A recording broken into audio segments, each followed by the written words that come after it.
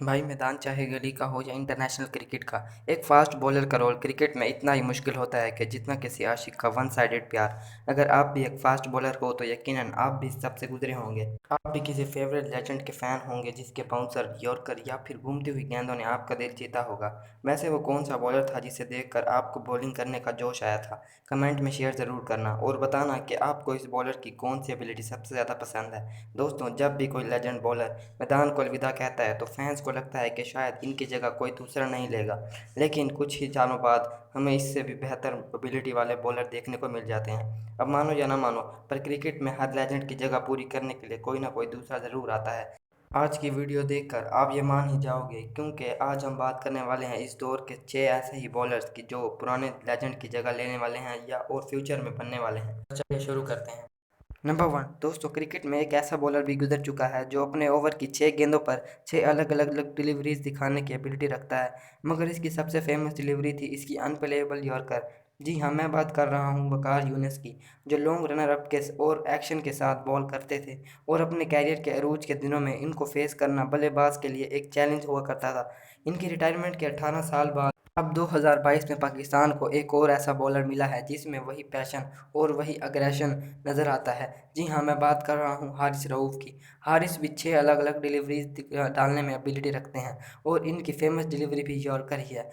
ऊपर से इनके पेस तो इन्हें और भी ज़्यादा डेंजरस बनाते हैं। हारिस रऊफ़ के पास वो भी सभी एबिलिटीज़ हैं जो वकार यूनिस के पास थी, तो आप कह सकते हैं कि हारिस रऊफ़ वकार यूनिस का अपडेटेड वर्जन है। नंबर टू, दोस्तों जब भी बात परफेक्ट यॉर्कर की आती है तो हमारे माइंड में सबसे पहला नाम the yorker king Lasith Malinga का आता है। 2004 में जब मलिंगा ने डेब्यू किया था तो उनके एक्शन को देखकर बल्लेबाज कंफ्यूज थे और फैंस हैरान थे। इवन कुछ का मानना था कि मलिंगा इलीगल एक्शन के साथ बॉल करते हैं और कुछ कहते थे कि वो ज़्यादा देर इस एक्शन के साथ टिक ही नहीं पाएंगे। लेकिन इनकी यॉर्कर वाली स्किल ने ना सिर्फ इन्हें यॉर्कर किंग बनाया, बल्कि अब तो हमें हर गली मोहल्ले में एक ना एक मलिंगा ज़रूर मिलेगा। इस कैटेगरी का दूसरा बॉलर इंडिया के पास आया जिसने मलिंगा की तरह अनोखे एक्शन के साथ यॉर्कर को टारगेट करना शुरू किया। जी हाँ, हमें ये दोनों साथ खेलते हुए भी नजर आए। अब जब मलिंगा क्रिकेट के मैदान को अलविदा कर चुके हैं तो दूसरा इनकी जगह ले चुका है जनाब, मगर बुमराह के बाद इस कैटेगरी का कोई दूसरा बॉलर अभी तक नजर नहीं आया। हाँ, श्रीलंका के पास मलिंगा के एक्शन वाला मतीश पाथिराना और पाकिस्तान के बाद मोहम्मद जमान, मगर दोनों में ही एक अभी तक वो बात नज़र नहीं आ रही जो मलिंगा और बुमराह के यॉर्कर्स में है। नंबर थ्री, दोस्तों जब भी बात पुराने दौर के फास्ट बॉलर्स की होती है तो हमारे माइंड में सुपर फास्ट बॉलर और उनके सामने खड़ा बिना हेलमेट के बल्लेबाज आते हैं। मैं बात जिस लेजेंड की कर रहा हूँ उसकी वजह से तो क्रिकेट में हेलमेट का इस्तेमाल शुरू हुआ था। जी हाँ, West Indian fast bowler Michael holding, जिसे विस्पर ऑफ डेथ भी कहा जाता था, वो बहुत ही स्मूथ एक्शन के साथ आते थे और बल्लेबाज को अपनी बाउंसर से हिलाकर रख देते थे।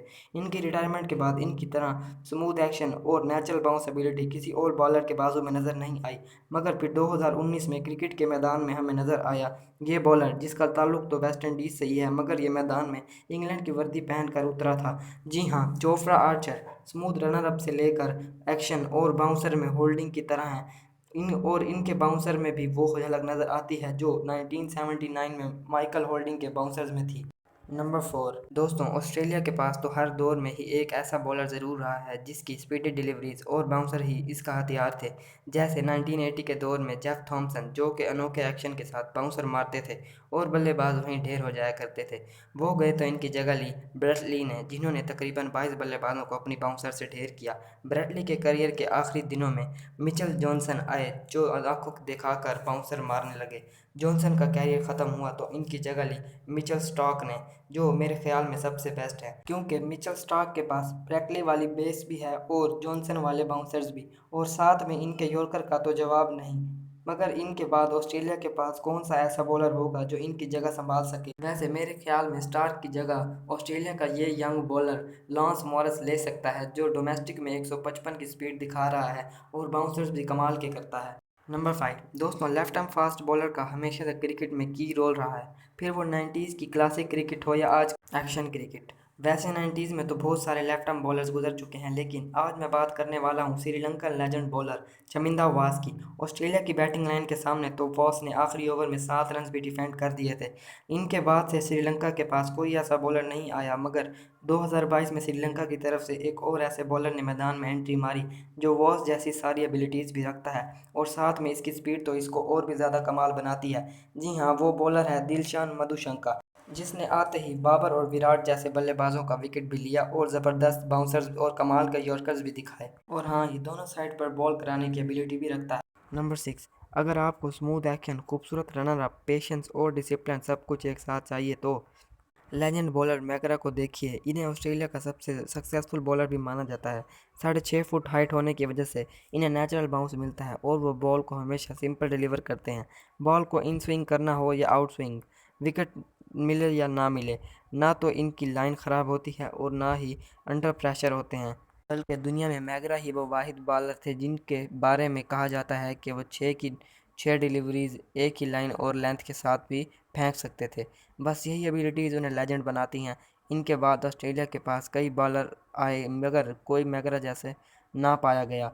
मगर हाँ, ये यंग बॉलर जोश हेज़लवुड को देखने के इनके अंदर भी मैकरा वाली तमाम एबिलिटीज़ हैं, और वो मैकरा की तरह लंबे भी हैं, जिसकी वजह से इन्हें नेचुरल बाउंस मिलता है और वो भी बॉल को सिंपल डिलीवर करते हैं और इन स्विंग हो या आउट स्विंग दोनों में माहिर भी हैं।